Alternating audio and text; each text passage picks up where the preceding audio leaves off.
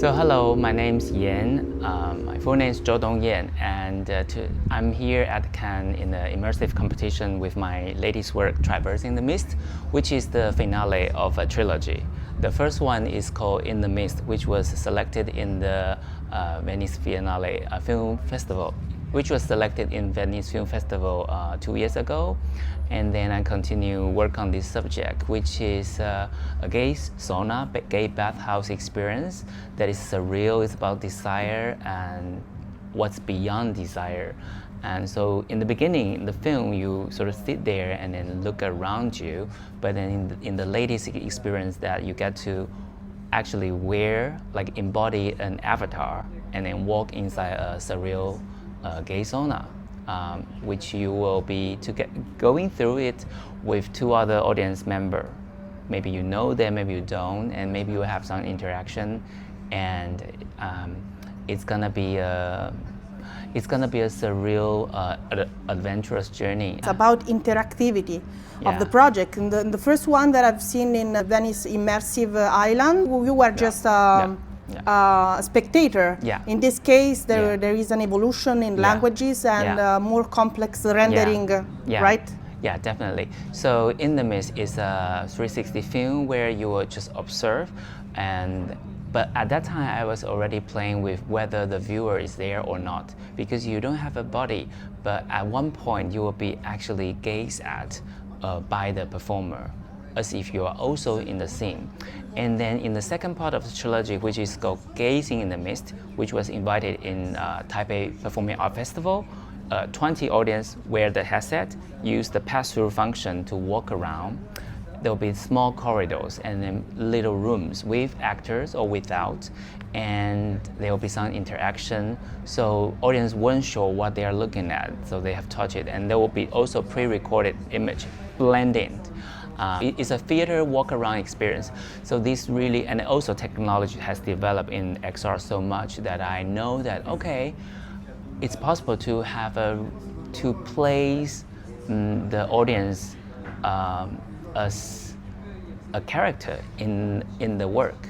And then the audience will be your own director, almost your own editor or own playwright. Like you will figure out a story or experience by however you find things, however you put things. For example, in this work, in Traversing the Mist, you at one point you will be in the locker, and then inside the locker you will find different things, like a lighter and maybe a key, and they all have some sound, some monologue, which you can hear too. Okay, then I have a curiosity, because this was planned to be in a male sauna, but I'm female. So the first time I experienced In the Mist, I was just feeling like I'm an illegal presence into the sauna. In this second case, it was really kind of strange watching in the mirror and seeing my body totally different. I think it's actually a very straightforward, like how do you acknowledge, how do you recognize who you are? And for example, in the Le Beau de Paris by Blanca Lee, so there are all kind of dress or tuxedo you can choose, right? And I play several times. So once I was putting on a female dress, and I also have boobs and everything, and then I feel that's very interesting, because I mean in my life I don't really wear a skirt, and then looking at a mirror and then learning a digital self, that's very interesting. And so to have a body that is not yours, to me, and also embody it, also controlling it, to me, it's I wish that it kind of give you a chance to be an actor almost. However, that's probably where the magic of VR is, because if we see a film, we don't feel like we are invading their privacy, right? If it's a film of a gay sauna, of a sex orgy, they are there, they are away from you. But if you're sitting there, that makes you feel like, oh, should I be here? Oh, am I being watched? And this kind of excitement and almost visceral things. It's after all not so much about the sexual interaction at all. It's not. It's actually more about solitude. Solitude, and what we have been looking for, what we thought we want to find. We want to find a key. We want to find an answer. When you grab the light, when you put the light on the people Yeah. just stopped. Yeah, So yeah. it was something like idealization Yeah. of the fact that it's Yeah. kind of poetic. Yeah.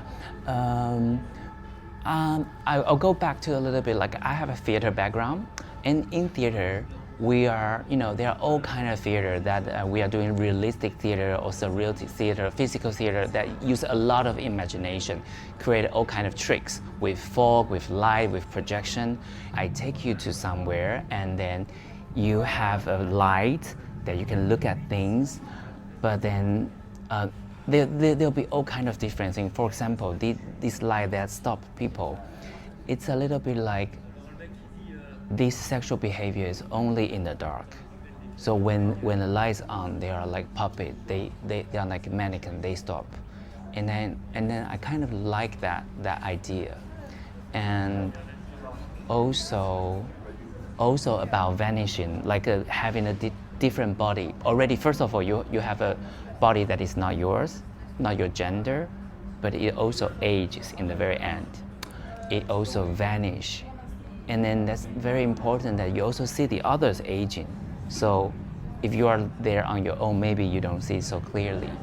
And this to me is really response to this kind of nowadays being young, being beautiful, being physically attractive is so important, more than ever.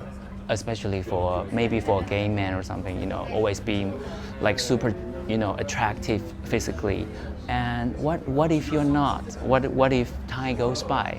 So in the VR surrealist journey, Also, I want to play with noticed Joan. There's time. something that really impacted on me, the fact that if the rendering is much better than before, Yeah.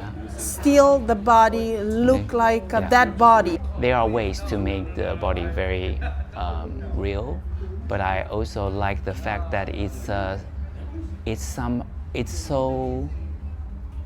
little bit puppet-like or marionette-like. That is because sometimes what our imagination gives life to things. So when it's absolutely fluid and accurate, maybe that lost the thing a bit. I stand in front of the mirror. I see some freshly grown beard on my exhausted face.